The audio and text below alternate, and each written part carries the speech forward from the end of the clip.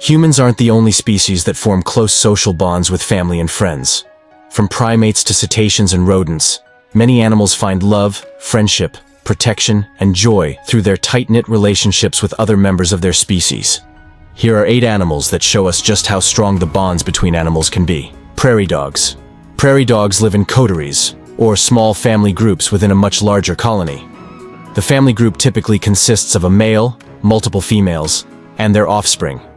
These burrowing rodents build extensive underground dwellings fully equipped with separate areas for sleeping, going to the bathroom, and raising their young. They also share food, groom one another, kiss and nuzzle one another to show affection, and help keep other prairie dogs away. And they communicate. By using short barks, prairie dogs can convey information about a predator such as its species, color, size, direction, and speed.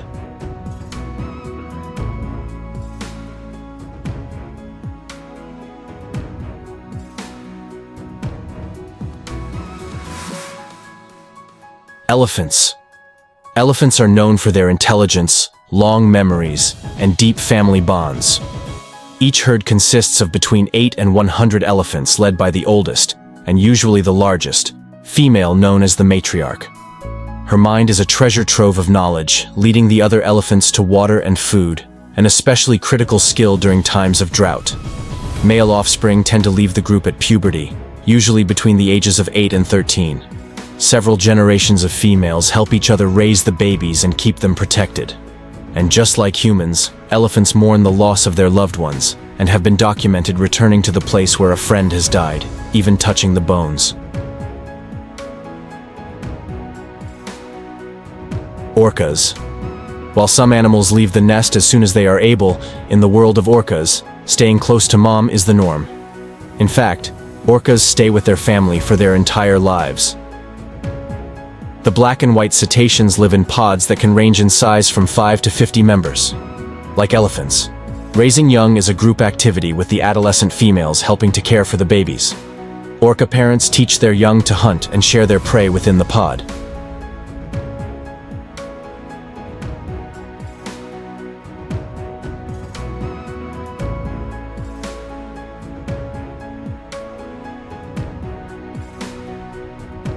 African wild dogs. African wild dogs live in packs of between 2 and 40 individuals led by one monogamous breeding pair. Both males and females take care of the young. After the adults hunt and kill their prey, the stronger members of the pack step back and let the pups eat first.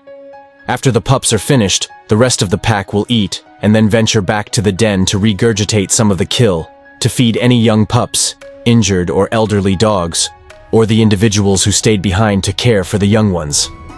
In an African wild dog community, everybody is looked after. Chimpanzees. Chimpanzees live in large communities that can range in size from 15 to 120 members. While a community may be big, the social structure, called fusion-fission, constantly changes with individuals breaking off into smaller subgroups, typically with 6 or fewer chimps. According to the Jane Goodall Institute, relationships between chimpanzees can last a lifetime. Mother-daughter relationships among chimps are particularly strong, as mothers stay with their young until they become independent between the ages of 6 and 9. Siblings and pairs of male chimps are also frequently observed together.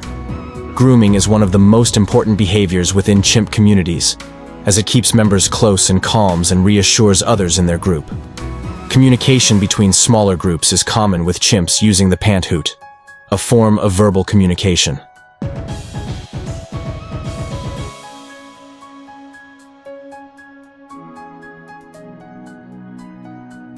Dwarf mongooses. Like elephants, dwarf mongooses live in family groups headed by the top female, or matriline. Her monogamous mate is the second in charge, keeping an eye out for danger. The head female is the only female allowed to mate, and she also gets first rights to food.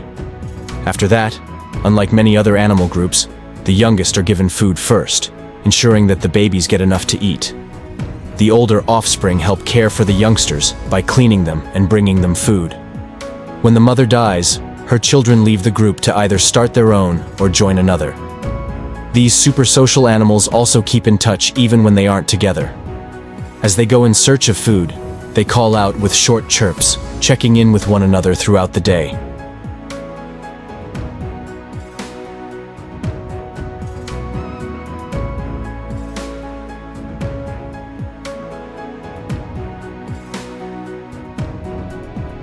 Grey wolves. Grey wolves are extremely social animals that live in small packs. Each pack includes a male and female pair and all of their young. The lead pair are usually the only individuals in their pack to mate, and they often mate for life. Most packs are small in size, consisting of 5 to 9 individuals. Within their group, wolves work together and teach their young to hunt and avoid threats. They also communicate by using vocalizations to share locations and warn pack members of impending danger. Emperor penguins have a strong male influence. When the males arrive each year to their nesting site, they start to show off to the females by lowering their heads to their chest and letting out a unique courtship vocalization. Once they are paired, emperor penguins remain monogamous for the duration of the breeding season and sometimes longer. Emperor penguins are highly social and nest within large colonies. The females lay one egg and hand it off to the male for incubation and protection. Outside of nesting season, adult emperor penguins travel and forage in groups. We often think of animals as being fiercely independent, yet many species have incredibly strong parental instincts that drive them to protect their family and young ones.